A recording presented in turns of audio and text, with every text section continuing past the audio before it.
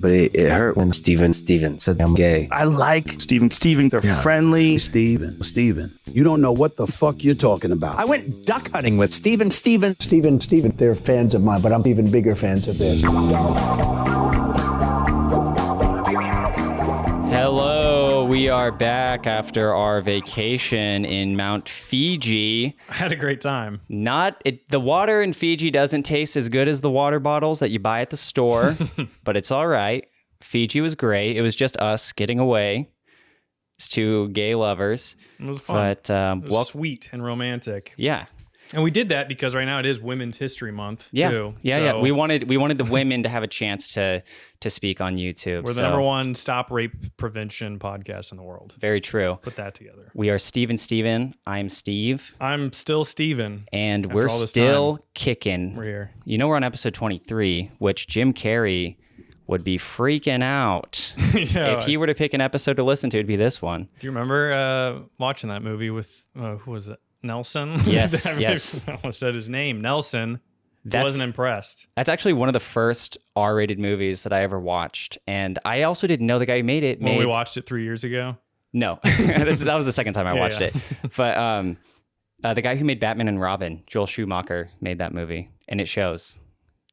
Yeah, two terrible movies, really. Yeah. And then I don't remember how that movie ends. I just know that he starts like killing people, right? And he has like a second. He reads the book. And he reads this book about a man who's killed people, and then he finds out that he was the man in the book, and he wrote the book. He just forgot that he wrote the book because of repressed memories. And then he turns himself in and goes to jail, and his family comes and visits him in like rehab and stuff. Rehab, jail, whatever they put him in. And they only made that movie to throw us off the scent of 33, which is the real number we're supposed to be looking out for. Yep. Same thing with Disney Frozen. They don't want you to know that Walt Disney's head's frozen underground. So that's a great conspiracy. I love that one. Yeah. But Disney made movies. Disney did make movies. And speaking of movies, we had the Oscars this week. Yes, we did. The biggest show of all time. You know, I will say, really monumental for some actors. You know, Jackie Chan won his first Oscar. I had no clue he was in Everywhere, Everything, all at the same time. I mean, look at my notes. That's the Jackie Chan flick. That's what I put in there. Yes. Okay. I hadn't seen it, but I knew he was in it. He was, yeah. He was very excited when Indiana Jones gave him Best Film as well. So actually, the only thing that I really liked about the Oscars was when Brendan Fraser won Best Actor, and he's up giving his speech, and he's like crying through his speech. And at the Oscars, you know, first of all, that set is like beautiful. It's like gold. It's just all made out of gold. But they show pictures of whatever movie you were in. Mm-hmm. So you just see fat Brendan Fraser like smiling, you know, and he's gigantic. And then Brendan's like, and all the people who helped me on this movie. But then you just see like Stavros like hanging out, actual size, by the way, in the rafters, you know. But it was cool. Yeah, I was a little mad that Puss in Boots got snubbed. I know, yeah. Well, it's probably because it had some right-wing stuff in there, like a strong cat. No.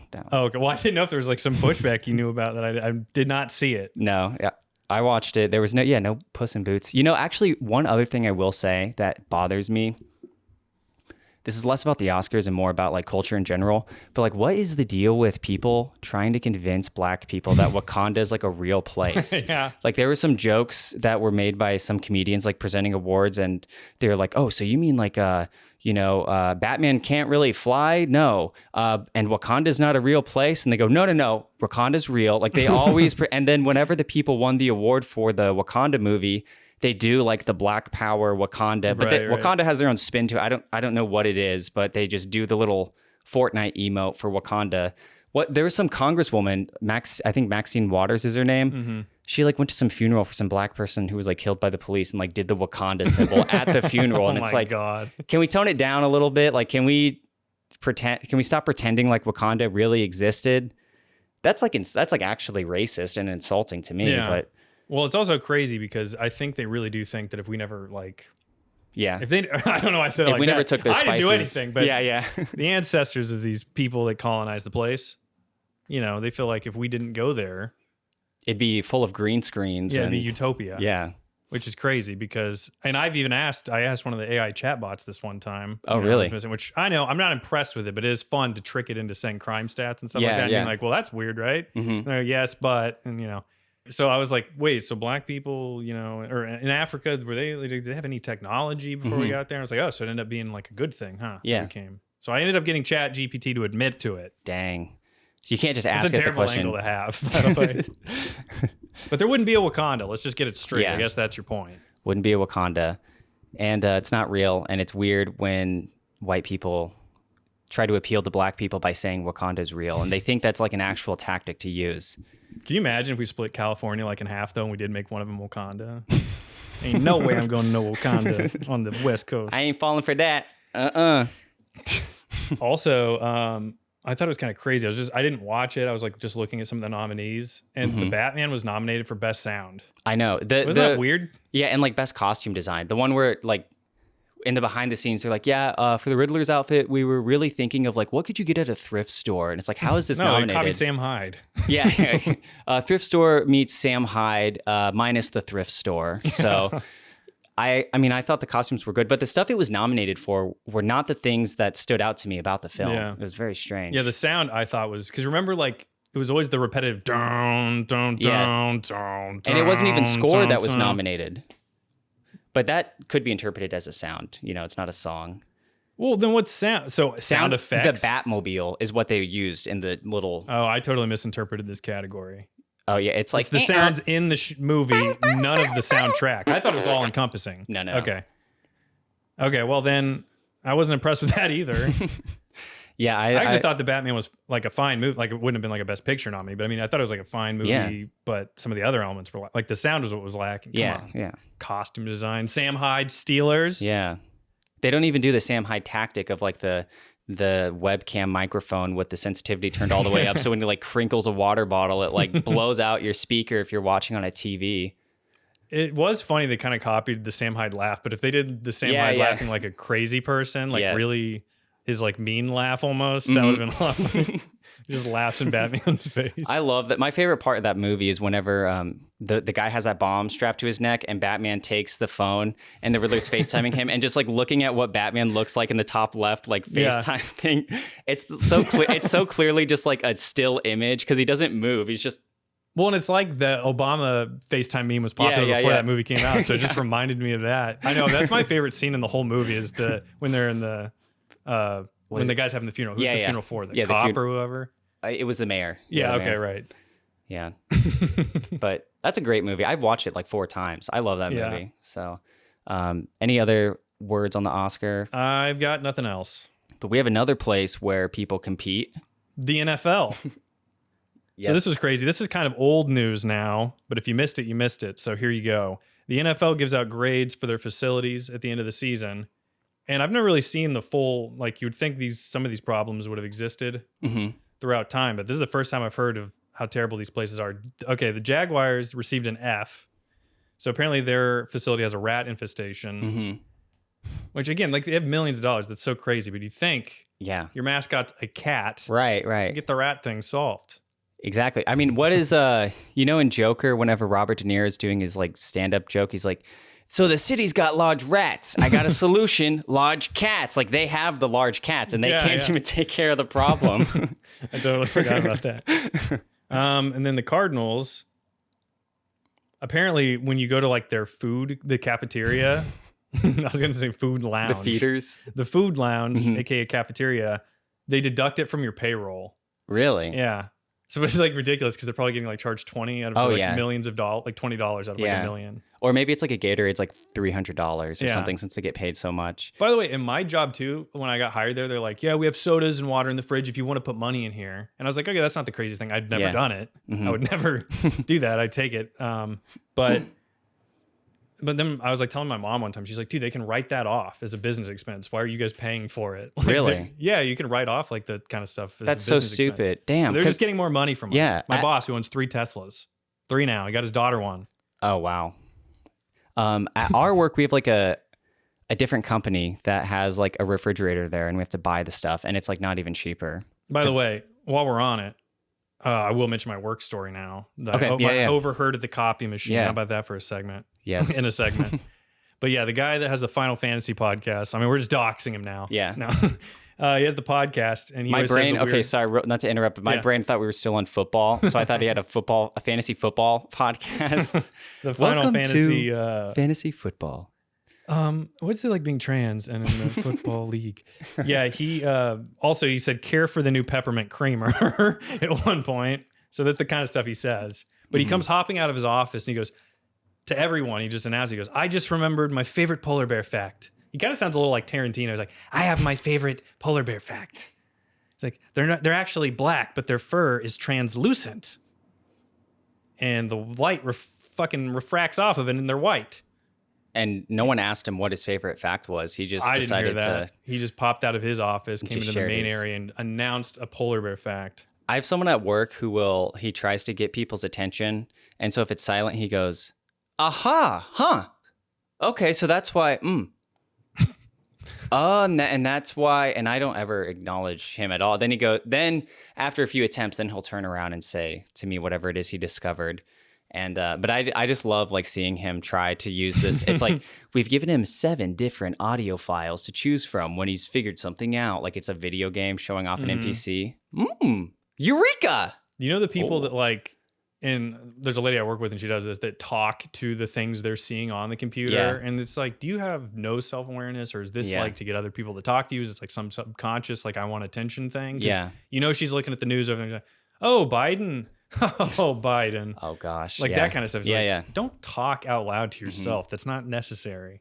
Yeah, sometimes I'm trying to think of people. I don't think I have anyone that does that at the work, but I know what you're talking about. Where it's Yeah. just, hello, do you want us to say hi to you? I don't. Biden, good, bad? And sorry, the other thing this guy says, he pops out of his office one day and he goes, did you know that the city has a cat association? There's a city cat association. Oh, like they go out and like mark the cats and neuter them. I don't know what it's for. Oh, okay. But he wanted us to know there's a cat association. I don't know if it's for people who just love. It's not an enthusiast thing, I don't think. Okay, I think okay. it's more the well-being of cats in the neighborhood. Yeah, yeah. In the city. I know some cities, what they do is they like go out and like mass neuter cats, and then they'll like clip their ear to show that they fixed it so they don't keep breeding. But he didn't even get that far. He just said there's a cats association and just bounced back into his little office. That's what he does. What's the inside of his office look like? Is it just like different has- animal posters? He prints out. No. He uses company color ink and Well, I don't know what the character is from Final Fantasy, but he has the thing that's his Okay. Yeah, podcast yeah. logo, right? He Yeah. has that on his wall. Pikachu. It's basically Sonichu. And then on the back, he has some actually pretty cool, like one of these Japanese fucking paintings or whatever. But it actually Okay, looks okay. cool, but I'm not into that shit. But Yeah, yeah. It's like he's a weeby kind of guy. Yeah. It's like, it's cool, but you're not cool. So I'm not going to tell you that it's a cool thing. So I'll just No, remain I was silent. nice to him about Oh, it. you were? I'm not rude to him, but Okay. I'm probably too nice to him, given that I'm like murdering him on this podcast. Yeah. Like he would kill himself if he found the podcast. God. You show him, he's like listening. And from his podcast, he said this whenever a trans person gave his story. There's like 25 seconds of silence. And he's like, I'm sorry. I'm just getting choked up. Did we talk about that on the podcast before? I think we have. We've mentioned him saying that. But I'm just saying, Yeah. him listening to us, that's still his reaction. It would be funny if we like tuned into another episode of his pod, you know, when he releases it in 3 months. Yeah, yeah. Which we're not going to shit on anybody for taking a while to release I an guess, episode yeah, of yeah. a pod, but he releases episodes every 4 or 5 months. He's going to have, he's just going to be shitting on us. He's gonna be like, these fucking guys, Steven. He's going to have edge to him. Yeah. He's going to shit on us. He's going to come into work and kick my ass. He's going to say like which Final Fantasy weapon he'd use to kill us or something. Yeah, the Buster Blade. Is that the Okay. giant? All right. Oh, and then also one other thing, crazy cat lady I work with, she was doing one of her autistic aspirants. And I don't even want to overuse autistic, but she definitely is, right? She does, I found this term, echolalia. I've never heard of that. It's when you hear something and you have like the instinct to repeat it. So like, Only if it's child porn. Echo lolly. yeah, lolly. But she says something, and so I just hear him repeat what she says, and he goes, "Did you just blah blah the future?" And so that's sort of the words I hear, and then you get me on this podcast, people, and you wonder why I am a crazy person. It's because I'm around it all day. Yeah.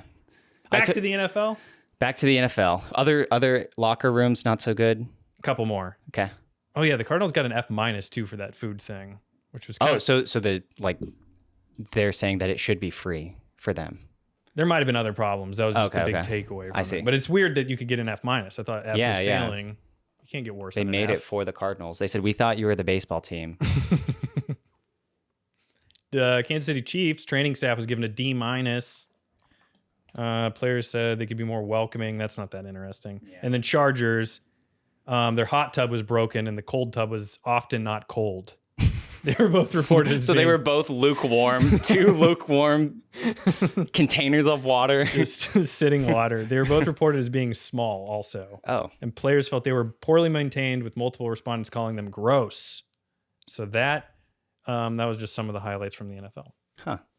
You would think that stuff would be pristine too, but I guess not. But is it like for their standards, like, oh, I noticed there was one dead fly on the, hot tub. I think the rats thing's the only that's true. bad one. But what if it was like rats got in one day? Yeah. That can happen. Someone brought in a pet rat. So that's the NFL. And then another funny thing, I guess, Biden was asked, I guess, by Jimmy Carter, the not the singer. No. The grandfather of Aaron Carter. Yeah. Yes. But yeah, Jimmy Carter asked Biden to give the eulogy at his funeral, which is just going to be funny. Yeah. I don't have much of a take on that. That's just funny. I did see the funny comment on Twitter, though, that was, he'll go up there and be like, where's Jimmy? Where's Jimmy? Where's he at? He still looks the same as he did yesterday, but they like put him in the coffin yesterday. So he's, he just still looks dead. He tries to shake his hand. Is he dead or is he like on... I don't know. Or what? Because I did know he was having health shit again. But when he dies, like, better soon than later if he wants Biden to give a good eulogy, I guess. Yeah, they could. But who's going to give the eulogy for both of them at the, if they do a 2-for-1 funeral, if Biden passes away? I guess a Biden, like, stunt double. Trump roast. Yeah. Trump goes in and does it. Yeah, okay, we couldn't recreate this moment yesterday, but we were talking about this for the podcast, and Steven was saying Jimmy Carter, and the whole time I thought I was confusing him for Aaron Carter, the singer who like just died. So I was like so confused. I didn't understand whenever Steven was making jokes about like Biden lying about them being friends. And then I just like had this blank stare and went, oh my gosh, I was thinking of Aaron Carter the whole time, but we can't. We can't recreate it. You had to be there, but at least you heard about it. Yeah. So, which is that's the best way to do it too. Tim Pool, we look like a couple of fools, and we've got Tim Pool the other day. He was the first person that we had to like, shit on. Yes, Timcast Wreckers, episode 1 of the Steven podcast. How could I forget? I didn't. So he is still continuing his musical escapade, and he has recently been banned from Bandcamp. And so he has some words to say. And I guess the thing I want to just make clear, we're in favor of Tim Pool being banned from Bandcamp. Yes. Not because of his views, but because he sucks. He's a fag. I mean, this guy, he's insane, and 2, he's just a fag. Take off the beanie. Yes. And right now, like even just looking at him and like what his setup is and what his idea, he has millions of dollars. Money is no object to him. His idea of fashion is to wear a baseball shirt, which, the whole idea of wearing a baseball tee is like the 2 different colors. You can show off contrast, but the contrast he's choosing is the black and dark gray shirt. Yeah, these are sock colors. Exactly. He only wears sock color. He is like a sock, basically. So here's him trying to talk about, and the funny thing is he can't even like get to the story about him being banned because he keeps getting hung up on this idea that some people just don't like his music because it sucks. And his music sucks. Bandcamp should have issued a statement saying Tim Pool's music sucks. Yes. But we can get into his cope. Here we go. Several songs. And this is a bit of a personal segment. Normally I like to just talk about news things happening to other people, but I think there's something we need to discuss. It's the most important thing anyone can do in the culture war, and that is to make culture. The culture war. Now, I have the privilege of having a fan base, all of you guys who appreciate this content, and I really do appreciate all of you in return.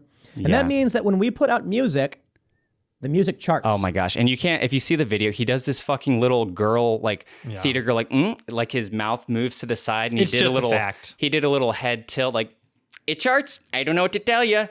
But I mean, if you have millions of people listening to your shitty music or your shitty podcast, and 1% goes to listen to your shitty music, it's going to chart, Yeah. it can be manufactured. And I'm not saying he's doing it intentionally, even unintentionally, it'll chart. Because there are people who like the work that I do, who then listen to the song. Not true. The song then gets a bunch of... Also, none of the comments on any of his songs are about how good the song is. It's always like, hey, this guy should start a podcast. Like, it's only jokes about anything besides like, oh, we like this music. plays and sales. He liked his own and then video. It makes it to the Billboard Yeah. charts. But this may be the most threatening thing Oh my to the gosh. establishment. They don't really care if you're talking politics because politics only reaches those who care about politics. But in a culture war, you have to make culture. Which brings me to the purpose of this segment.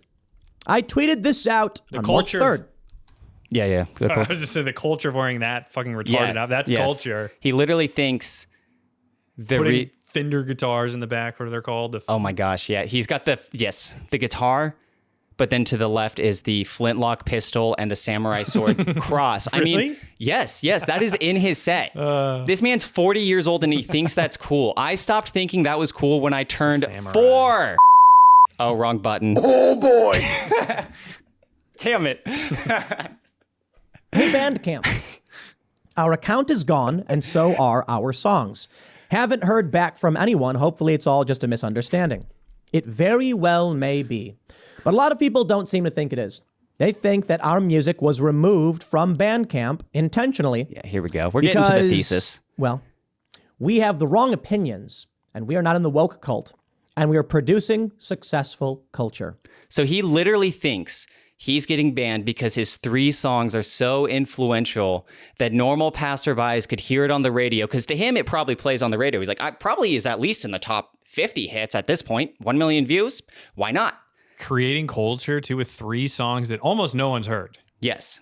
He thinks it's like changing America's perspective on everything. They go, who made this? Oh, Tim Who's Pool? listening to it? Who's Yeah. listening to it? His audience. They already agree with him. Yeah. They're already radical retard centrist. There's people. no strays that don't know about his podcast that only know about his music. Thank God he's finally moving to the right. That's Yeah. what I've been hearing. Thank Yeah. God he's finally moving to the right. And Who cares? something he fails to understand, and I think the right also fails to understand. They get that they don't have like culture, but you can't be like a political commentator and then like dip your toes into like art, you know? Yeah. Because I think when you're like a political commentator for like 10 or 15 years, you like exchange your soul and like your ability to be creative and happy Yeah. for this like day to day. I'm going to read this article and argue with this article and post my video every single day. It only works the other way around. That's why it's like, oh, Stephen Colbert used to be funny. Now he's just a political pundit. You have to find people who actually made art first. And when they're on the downfall of their career, you convert them to the talking mouthpieces. Tim will never understand this. And it's just kind of funny how he gets so butthurt about the music thing. There is one last part. What's he going to prove here, though? Because he was saying right now, right before we paused, he was saying, some of you were saying, maybe we just take it down as a publicity stunt. He thinks that they were banned because he's effectively changing the culture. And there's no reason why they banned. But if you look at the terms and service for Bandcamp, they say, if you're a listener, you buy music. If you're a musician, you post music. At any given point, we can remove the music. You agree to that when you sign up for an account. So he thinks, and actually one comment said this. Here we go. Oh, hell yeah. Time for a class action lawsuit for everybody who paid for Tim's music and that can't listen to it on Bandcamp. But the thing about Bandcamp is when you buy the song, you download the file. You can download every format of the file. Yeah.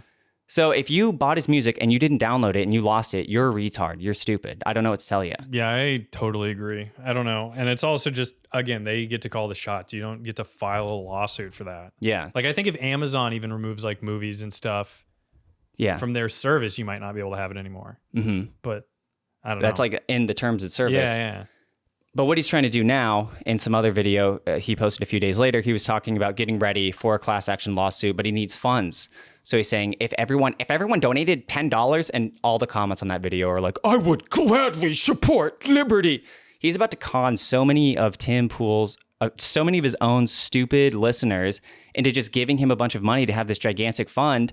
And when it comes time to do the lawsuit, he's going to say something like, oh, it actually wouldn't work out on account of the terms and service that we agreed to. Sorry, but I've got all the money, though. He's going to take it and run, which, you know, he should. I mean, his audience are retarded and stupid. So if we had an audience like that, if we didn't keep him in check, or if we had one in general, I mean, we would take money from them if they were like completely brain dead. So No, don't say that because this is so scummy. So like, if you follow somebody like this that asks for money like multiple times, remember it's like the Stefan Molyneux begging for money when he was broke. It's like, don't keep funding these people. They should be able to figure out with the money they have. Tim has money to figure out this kind of shit. He can get a lawyer. He knows Ben Shapiro. Right.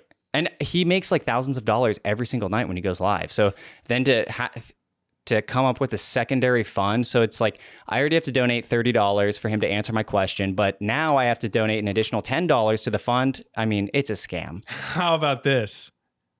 I'm trying to think of a good name for it. I'm not going to be able to come up with one, but a Daily Wire music service, right? So like their own Spotify? Yeah, their own Spotify. Wi-Fi. Yeah. So then they can have all their, their tertiary characters. Yeah. Like Tim Pooley's not Daily Wire, but he could have his music on there. Yeah. Michael Knowles' spoken word poetry. And what would it be? It'd be called something so stupid, like Liberty Soundwave or something. Yeah, the hound sound. Liberty Hound sound. And Liberty. a little dog as a logo. You can't bark up the wrong tree with that. So Autonomy pup. I think we're going to skip because, Tim Pool's this, freedom fighter, and we're going to talk about some other fighters of freedom. Should we jump to this now? Because some freedom fighters don't believe in the freedom, folks. Yes. So this is some pretty huge news in this comedy graveyard. We have just been given the Arlington Cemetery of Comedy Cemetery. So, but Steven, you found out about this first. Yes. So the Joe Rogan Club, the reason he moved to Texas, the thing he's been talking about for 2 or 3 years now, is finally opening. The comedy club, the Mothership. That's what it's called. Bring comedy back here, man. The Mothership. And so I think it just opened last week. And there's a few weird policies from Joe, considering he's like the free speech guy and everything. The first thing is that there's photos. They take a photo of you when you're there. The second is before you walk in the door. Yeah. And it's like a Costco, like you stand in front and they will take your picture. Yeah. So they have a photo of you. And then the second thing they do is they take your phone. I know you're thinking, well, you can just leave it in your pocket. They pat you down when you get in there. They take it from you. They put it in one of those. You put it in your underwear. So if they pat you down, you go, this man's gay. What do they call it? Yonder pouches. They put it in a yonder pouch that you can't get out the whole show. And then the other weird part too is that there's no heckling, which is normally the risk that all comedians take when they go on stage, is that they could be heckled. That people cannot like them, that there's that possibility. That's supposed to be part of the rush. Yeah. So those are the 3 big things. What do you think about it? I mean, the picture thing, the picture thing is very, very weird. I feel like that's going to be the future of like all events, and their way of justifying it is to tie it in like with the hecklers, right? So it's like if you heckled, they can like pull up your picture. Yeah. And there's a sign inside of the comedy space base that said something like what hecklers will be alienated. Yeah. So is it going to be like the dirty water fountain section? You have to sit there. Like they won't kick you out, but they'll move you over there. And also the yonder bags. I think they're okay. I'm against it, obviously at a comedy club specifically. I do understand the idea of like banning phones because people can't handle their phones, especially at a concert. I get not wanting to have people have their phones, but you want your phone. I feel like there are a lot of viral moments that could happen if you have your phone. I mean, the Kramer thing, no one would have known about Kramer at the Laugh Factory if someone didn't have the first cell phone with a camera, and sorry, I just think it's just like so counter to everything that he does, but it makes sense because Joe Rogan, I tried looking up some of his stand-up, and I know this is dicey. I shouldn't do this because every time I do this on air, it goes horribly wrong, but we're going to play a little video roulette of Joe Rogan's stand-up, and I guarantee you, when we just skim around, he's not going to be funny. That's true. It's designed to make lawyers money. So they're allowed to keep arguing. They fucking keep arguing. You're like, can we settle this shit? And it never gets settled. I watched a friend lose everything he earned in a 3-year marriage. He worked for 10 years, 10, 12 hours a day, and just fucked up and married over his head. Shit got crazy. He had to pay for her lawyer. This isn't a joke. This is a story. Can you imagine what it would be like to go to war for the rest of your money? Are I watch him go. I mean, look, and then it cut. the audience isn't even moving. I know, you cut to the crowd. It's like that's the same face they're making when they're waiting for the show to start. It's like the same exact face. Oh my God, this is bad. No one, look, even in the back, you can look all the way back. No smiles. This girl's trying to look at her boyfriend, and he's just like, yep, this is all right, honey. Yeah, someone call the garden and say, there are no smiles over here. Bring them in. That's insane. Yeah. I also understand, though, the no phones for that comedy club, because phones today, like, you know how they're getting bigger and bigger? They're taller than Joe Rogan. So I think if he's out there trying to do some stand-up, he sees these giant phones.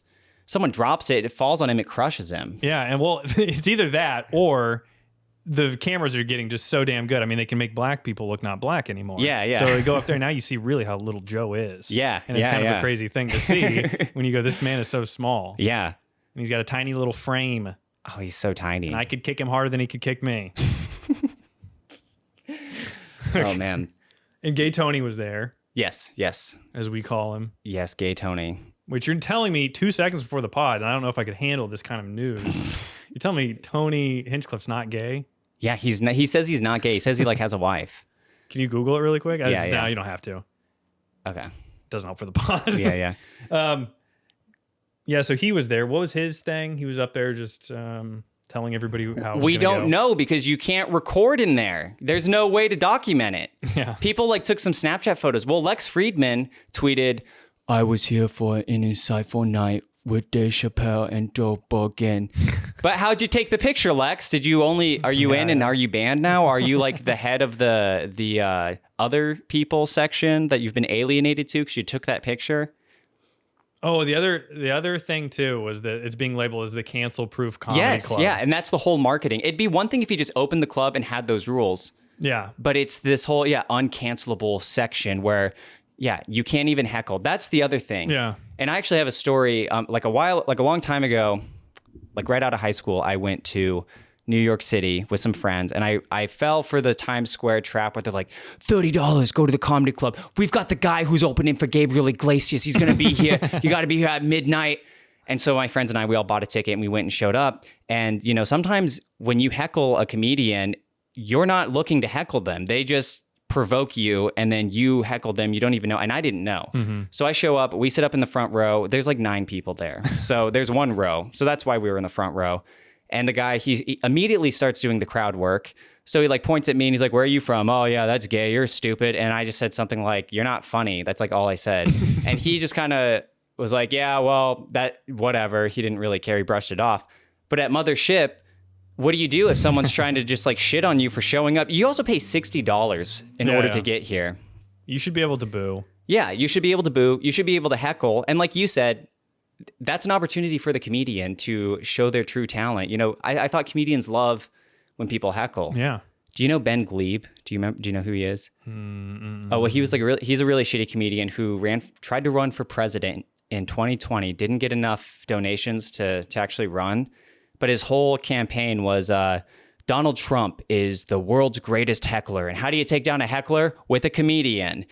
But here at Mother Base at Outer Haven, you can't even exercise that skill. So sayonara, anything for comedy. Here in the Midget Factory. The Midget Factory. And, but also with the thing, too, of it being an uncancelable club. It's like, how many clubs have ever been canceled because a comedian went up there and said something too offensive? Right. I mean, the Laugh Factory is still open. Joe Rogan's never been canceled. No. And again, this is a free speech thing. Or whatever, being canceled. I mean, he runs it, so it can't be canceled, but there's nothing Joe's ever said, I guess. We watched 2 seconds of the clip. Mm-hmm. He was talking about divorce. He was telling a story. It's not too controversial. I've also thought about, I told you this yesterday, but I've realized too, like Joe Rogan is not actually a comedian. He's not a funny comedian. There's a reason why Jerry Seinfeld and another comedian we'll talk about here in a second, or at some point, Bo Burnham, they've never been on the show. The true, highest ranked comedians have never been on Joe Rogan's show, which is weird because he's had Steven Tyler and the lead singer of Red Hot Chili Peppers. They've been on his show. They're the top of music, but it's the best of the best comedians won't go on his show because maybe they realize, oh, he's not a real comedian. He does maybe the whole podcast thing or whatever. I don't know if you're right about this. What do you mean the best comedians don't go on there? I know what angle you're getting into, but yeah, I'm just saying that Jerry Seinfeld and Bo Burnham, they've never been on. Chris Rock's never been on. True, but I guess I mean like the top like 10. Yeah, I guess because in my head I was thinking like Louis been on, I think Dave Chappelle's been on and stuff, so they're That's kind true. of esteemed. But yeah, I don't know. I think it's weird that so many people like him because he's just so obviously not funny, and he doesn't get jokes. He doesn't get bits on his show. He can never play along when Theo Von is on there. Mm-hmm. He can't humor his guest at all. No. So he has to talk about like the same 7 things too. It's like outdoors, hunting, cigars, and the comedians and the cigars. Red Bar, he does the best job at covering all of that and the weird shit with that. Cigars are so gay, but what else is he? The tank. What is it? The septic tank. And he has those like fake ads sprinkled throughout on his clips where when Theo Von was on last time, Theo Von's like, man, my back just hurt, but I had to get one of those. And he's like, oh yeah, one of those XXX, I don't know, whatever machines. And I don't know. They make it seem like a regular conversation, but it's an ad. Yeah. The sensory deprivation thing. Yeah. So. What else were we going to say about the Mothership? Tim Dillon and Alex Jones were there. Tim and Alex and my grandma Roseanne. I'm stealing Tim's joke where he called Alex Jones and Roseanne his parents. But yeah, they were there opening night. Yeah. And then Alex was on Tim's show the next day. And Alex was fine. But of course, and Alex was so nice, he let Tim use his studio because Alex probably didn't want to go to the Airbnb Tim was at. And see the shit on the floor everywhere. Yeah. Yeah. I don't know what all of the rules and regulations are when you get sponsorships, like how often you have to run the ads, but like there's something like, wouldn't Alex feel kind of cucked if Tim is sitting in his studio doing an ad read for Blue Chew, which is like a different supplement. Alex is like the supplement king. Yes. But Tim's like, now I got to do it here. I couldn't pre-record it. Like he could have pre-recorded it and then added it in like after the fact. Alex wouldn't have known, but it's like, yeah, right. I'm going to have to do it here. Blue Chew. What is Blue Chew? Also, to include your guest in an ad read is like, I think really... That's so gay. Yeah. That's awful. Like, Alex, do you know any languages? Because he did the, what is the fucking app called? Oh, I don't remember. Plenty of languages. Duolingo or something. Yeah. Duolingo. Yeah, there we go. Maybe. And like, how many ad reads do you have to do per episode? I don't know. I'm against the ad read. I think it's stupid. We will never have ads. No, I don't think we won't. So it's like the worse you are, the more ad reads you get. And people get fooled too when it's like when Bill Burr would do the MeUndies, like, oh, underwear. Oh, that's such a good idea. And then everyone's like, he jokes while he's doing it. But, something that Michael Hoffman has said, this author who's written some good schizo books, the moment you're like being sold a product is the moment you stop thinking you're being sold a product. So it has to work, Yeah. Oh, he's joking about the product, therefore it's not an ad read. I'll buy it because it's funny. It's like, well, you're still buying it, whatever. These people don't care. They're, what is it? The pineal gland, their third eye.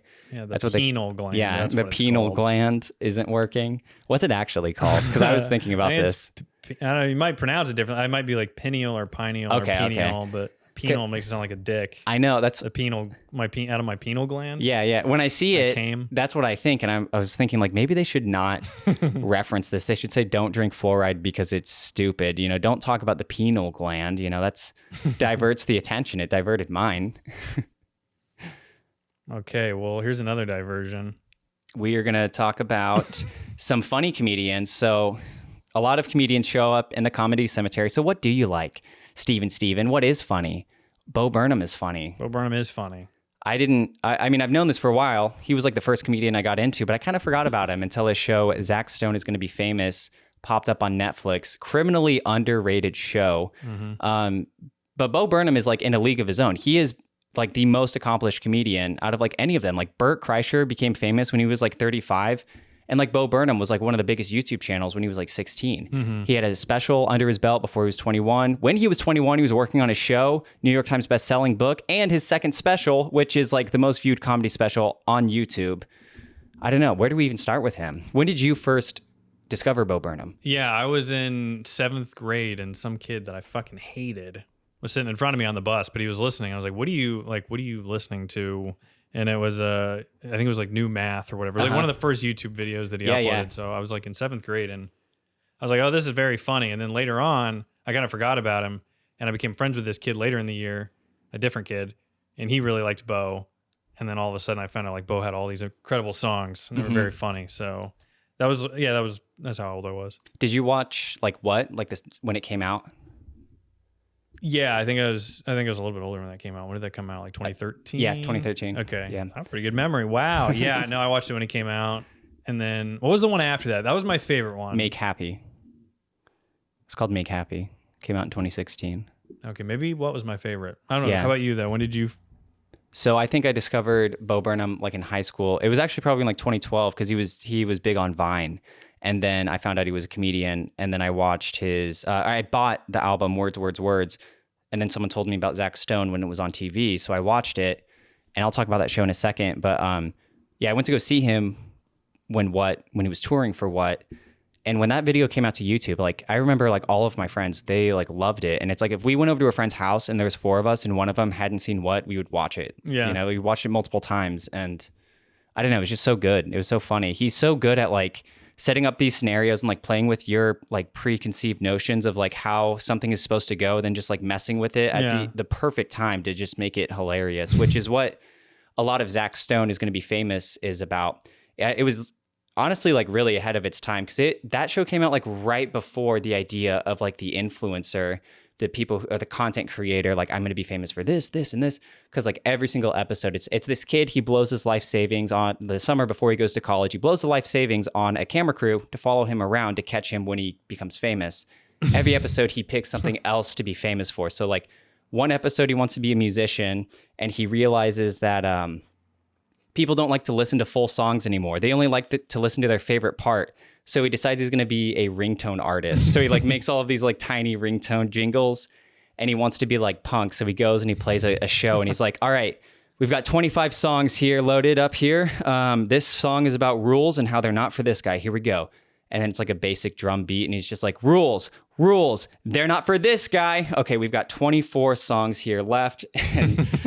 But every episode, it's something completely different that he's trying to be famous for. And the plot's like pretty generic, but the scenarios that he sets up in order for him to like demonstrate his comedic prowess it's like always fully displayed. He does this weird thing like around the house where he doesn't want brand deals, so he puts duct tape over anything that has a label, like a product like placement on it. He like goes into his brother's room and he has like a poster of a baseball player and he puts duct tape on it, or like he's talking to his dad who's on the computer and he just places it over the Apple logo. And I don't know, it's just so funny, way above any other comedian. And I mean, he dropped, sorry, I know I'm rambling, but when he dropped his most recent special, he did like no advertising for it, and like still everyone watched it. Yeah. But it was great. I was going to ask, does he become famous? Because I've only seen the first episode, like YouTube re-upload like a few years ago. He becomes famous on the local news, and throughout the show, it's like very clear that he's so self-absorbed that he tries to become famous at the cost of everyone who loves him. So he takes advantage of them. So the last episode, it's kind of implied that he has set aside his pursuit of fame.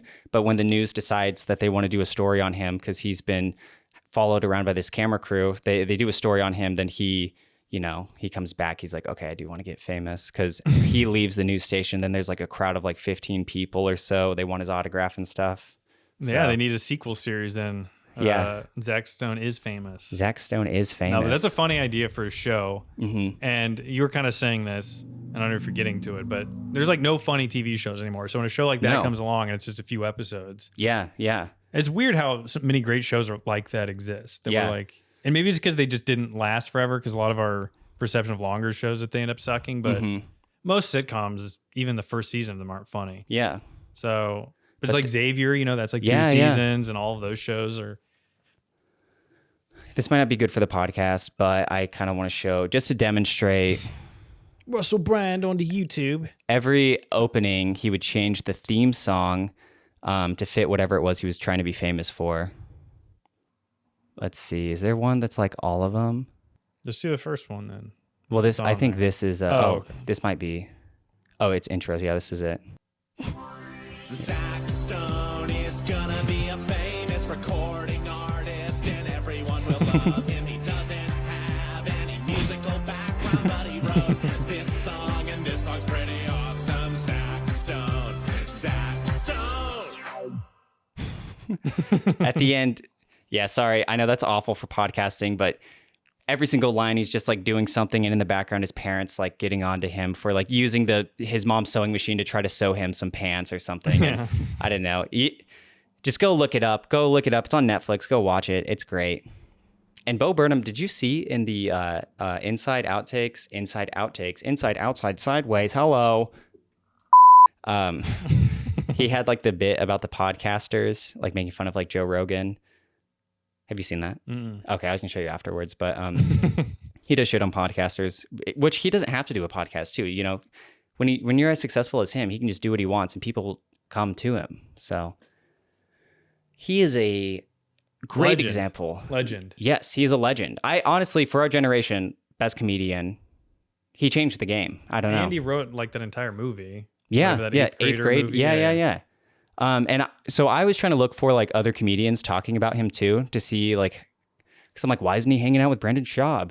And I didn't know if those comedians don't like him, but even that's not true. Like all I found were like videos of like Bill Burr saying like, dude, Bo Burnham's in a completely different league than us. He's above us. And like, you know, they all know their place, you know, except for one comedian. Is it Jerry Seinfeld? No, it's, did I save it? Yes, I did. Move over, Peter. We've got Eric Griffin on Andrew Santino's podcast. Yeah. Here he is talking about Bo Burnham and what he didn't like about his special, which is kind of insane, but here we go.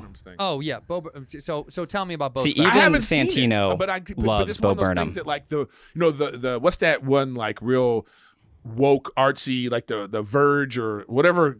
Sure. One of those publications where it has to be like, oh, this is the most genius thing I've ever, it's is like, that what they said? Yeah, that's that kind of thing you're getting. That's the kind of publicity it's getting. So I want to check it out. Yeah. Look, I'm sure he's an artsy fartsy kid. He's always been like that. Yeah, that's how he became famous. Yeah. I think he's crazy talented. I mean, there's a song. That song he put out, "Art Is Dead." Oh, this is so funny. Okay, this is a good tip here for you podcasters.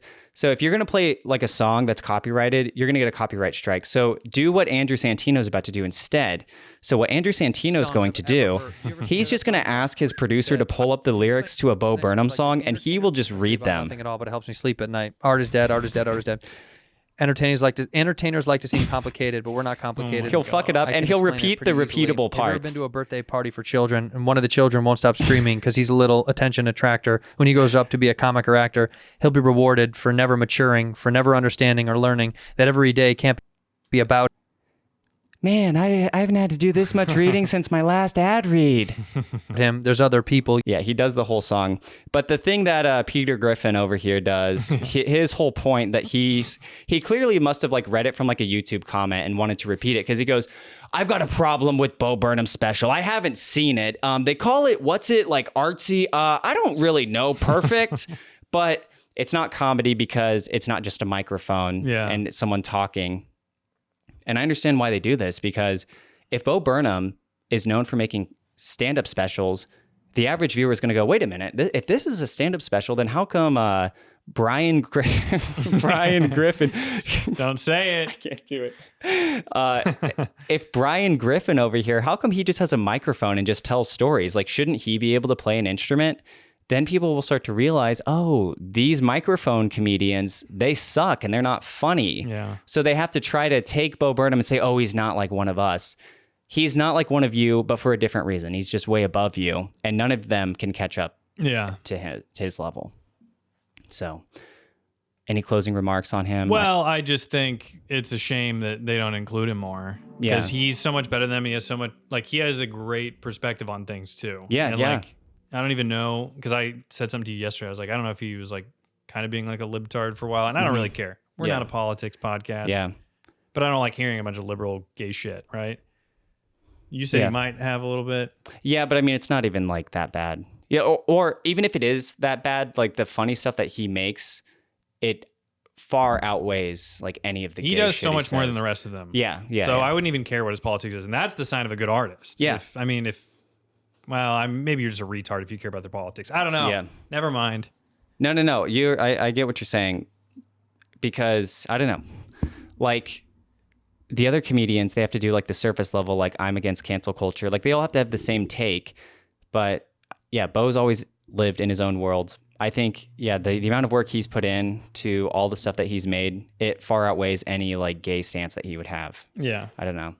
So, and even if he has like a gay stance, it's not like talking points that he's taken. You know, it's clear that even if he came to that conclusion, he's thought about it and whatnot. And you know what? He might just be at a different level than most of us because he had to think about, you know, when he was like 16, 17, I was reading on wikipedia.com how he was having to deal with like cancel culture and stuff when he was just a teenager. These guys are like 35 and they're just being introduced to the idea of cancel culture. Yeah. So he's just like much more mentally mature than them. But all he knows probably the cancel culture is kind of not that real.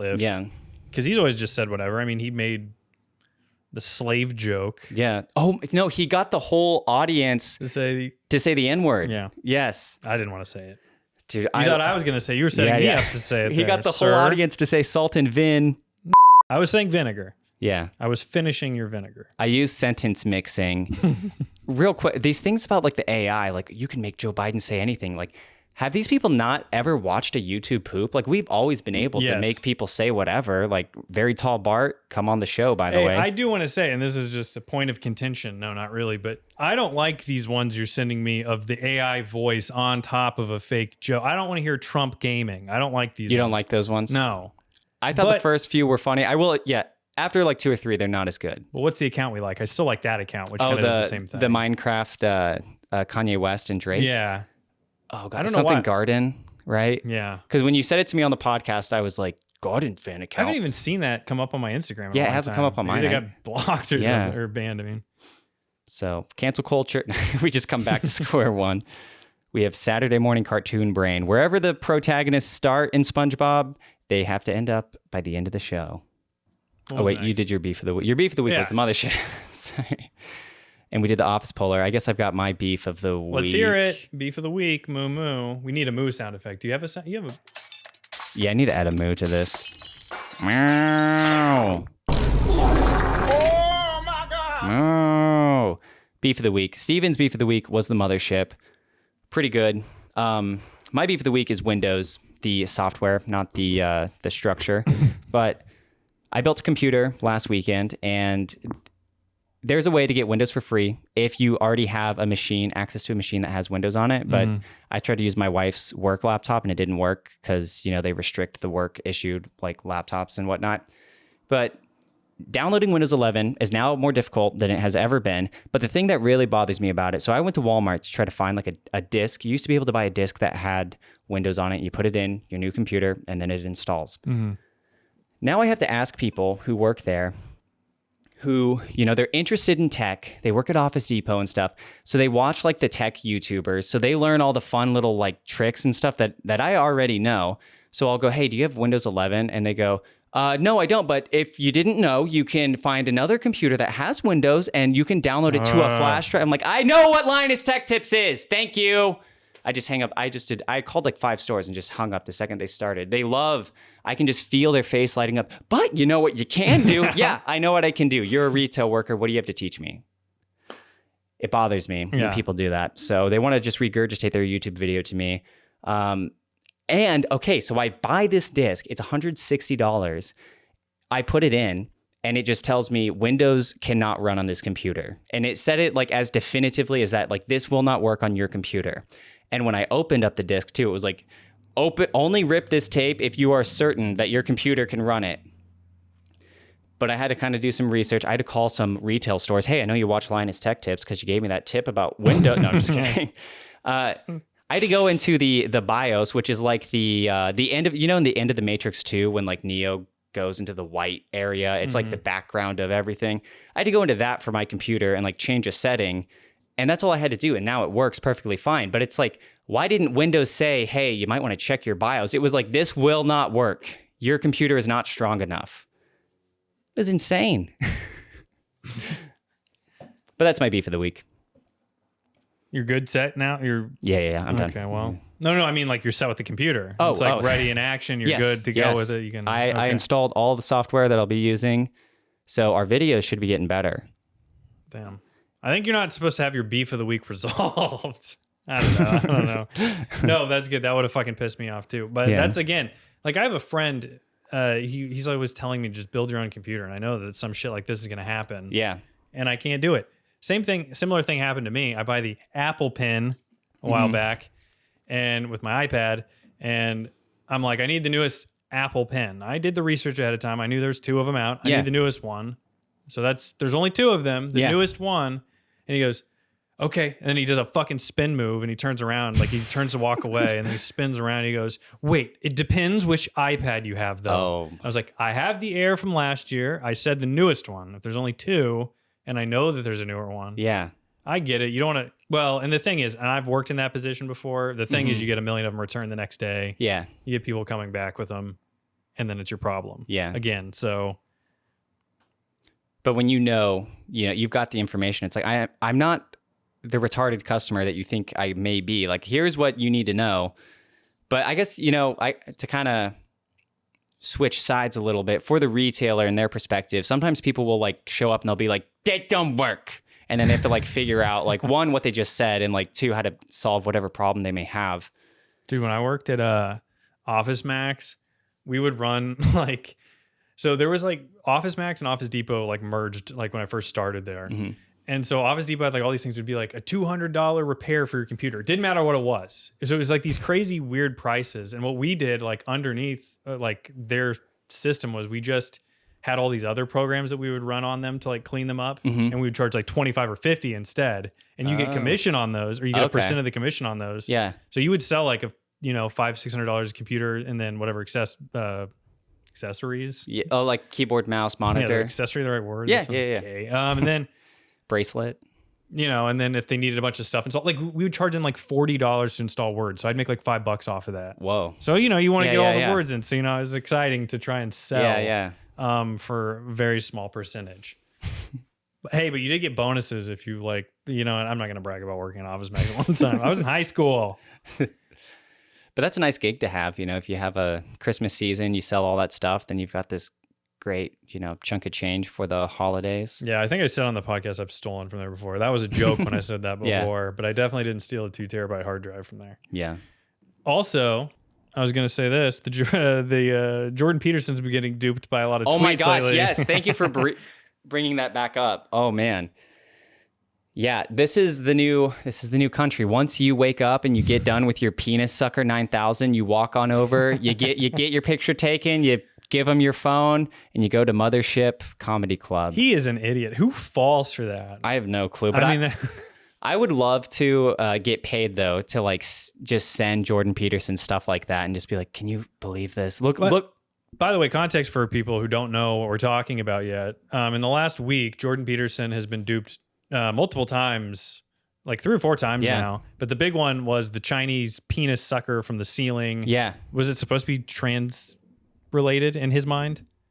Like, I don't know. I don't actually know what it was supposed to be. So yeah, a bunch of people in hospitals getting their dick sucked by like a robot hanging from the ceiling, and Jordan Peterson's like, look what they're doing over in China. In China.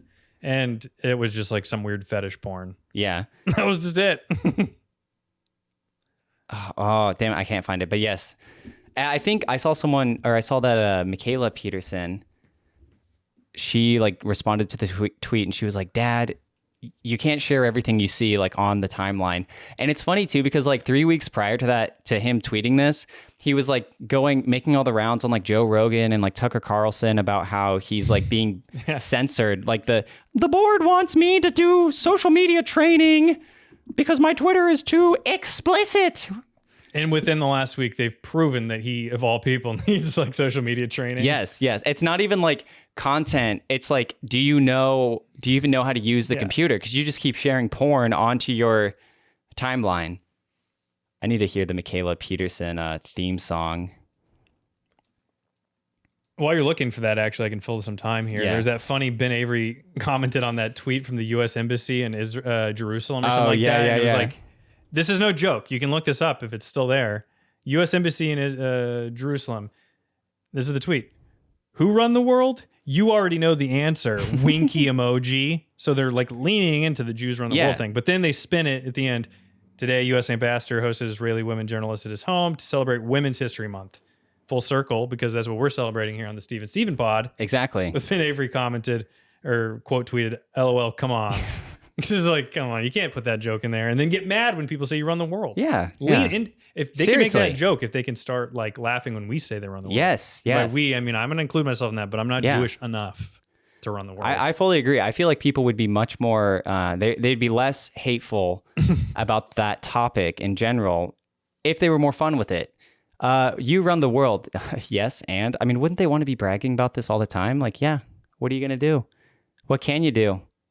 But I can't find her theme song. I remember once I tried to find it and it just plays after like the first minute of her podcast. You know, she does the highlights at the beginning. Mm-hmm. So. Oh, dude, I'm not going to be able to remember it right now, but there was a show I saw the other day that was like where they cut the first, you know, the way they do that intro. Yeah.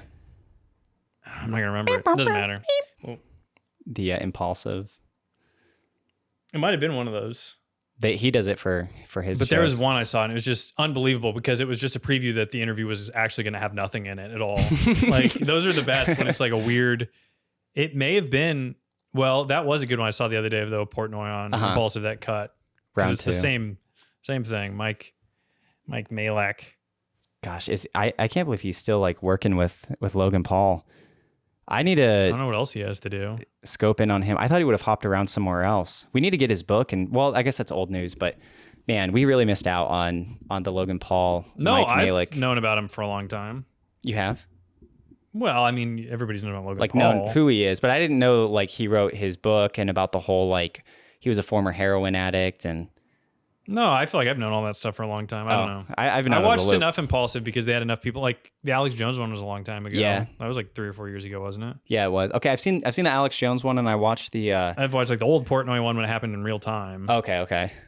What did you think about the pizza incident and stuff like that? I didn't pick up on all this stuff, but Yeah. it was just a crazy thing. But back then, I was still like, I thought Dave going on other pods. Like, I just like to see the interaction. Like, oh, Yeah. Dave's gonna go into this world. I mean, that's always the thing with podcasts. That's why they kind of also are like oversaturated because they all go on each other's shows. So when it's like, it's that Family Guy joke. I'm gonna make the Family Guy reference. No, I'm not. But it's like the doctor and the other guy show up in the same room. Like, oh, we don't see you guys together much. There's my Family Guy reference to the episode. You're gonna get one from now on, people. Okay. Steve and Stevie, but And Stevie. Okay. The Family Guy. I People. don't remember where I was going with whatever we were talking about. At some point, we're gonna. Our guests we want to get very tall Bart, and we also want to get real life Peter Griffin on the show. I don't know if I've told the story on the podcast before, but speaking of Family Guy, there was one time when I was driving to work and there was like a Burger King, and next to the highway that the Burger King was on was this homeless guy, and he had some boxes out, and it was like drawings for money or something, you know, and the 4 instead of FOR, it was just the number 4. And I saw like the worst, like the worst drawing of, like, it was like AI. If you typed into Midjourney, like Stewie Griffin drawn by someone with their eyes closed on a box with a Sharpie. And I mean, I thought about it for the whole car ride. Like, this guy hasn't watched TV in like 2 years. He had to like use memory to try to figure out and remember what Stewie Griffin looks like. Because you only get the idea when you just like see him on like people's like T-shirts and stuff. You know, you don't. So I just thought it was very funny seeing you. We weren't seeing Stewie. We were seeing this crazy man's interpretation of what he thought was Stewie after not seeing him for 2 years. I should have bought it, honestly. Yeah, that would have saved him. But yeah, I thought he was going a little what is the word? Ambitious. He was getting a little too ambitious with his artistic capabilities. You gotta shoot your shot though. You're homeless. That's true. So, well, maybe he wouldn't be homeless if he only tried to do art, you know? Well, he definitely wouldn't be homeless if he listened to the Steven pod. We had a great Very episode true. this week. I don't have anything else. Yeah, I don't either. I think that's it. I don't think I know. We're at the end. Thanks for watching. Until next time when more episodes happen. See you soon.